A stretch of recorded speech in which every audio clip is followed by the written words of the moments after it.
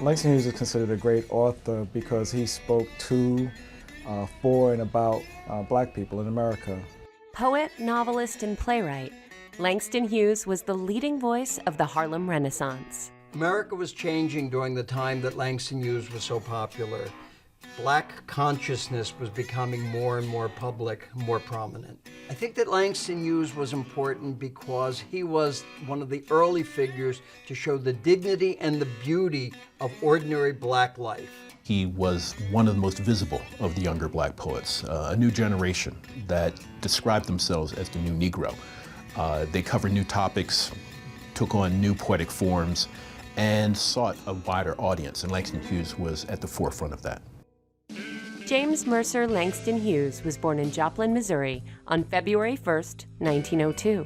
He wrote a lot about being lonely when he was young, and I think that was a tremendous part of the product of moving around so much. After graduating high school, Hughes published his first and most famous poem, The Negro Speaks of Rivers. It is the first poem that celebrates Africa and dignifies the image of Africa in American literature. The Negro Speaks of Rivers was published in a popular Black journal, and so he was really rather widely read from the beginning. His poetry and his prose actually had access to everyday people.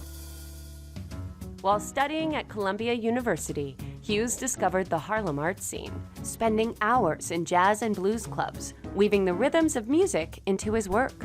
Jazz and blues were great influences on Langston Hughes. He sought to capture the energy and vitality of the music in his poetry. He was very familiar with the Harlem nightlife. He knew the musicians, and later in his life he would even collaborate with some of the key figures at that time, such as Duke Ellington.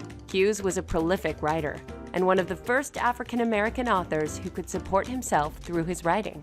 Langston Hughes wrote plays.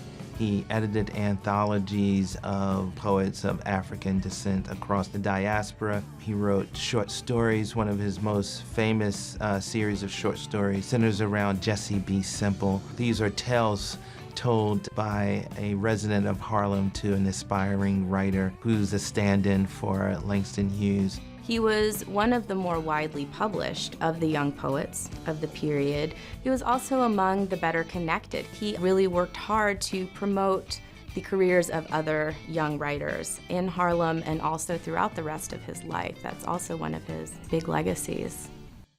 Langston Hughes died of cancer on May 22, 1967. His Harlem residence was given landmark status, a fitting tribute for a legendary writer.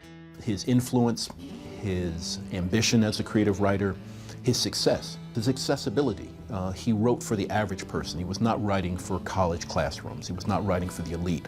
All of those things, I think, require that we recognize and acknowledge him as a great American literary voice of the 20th century.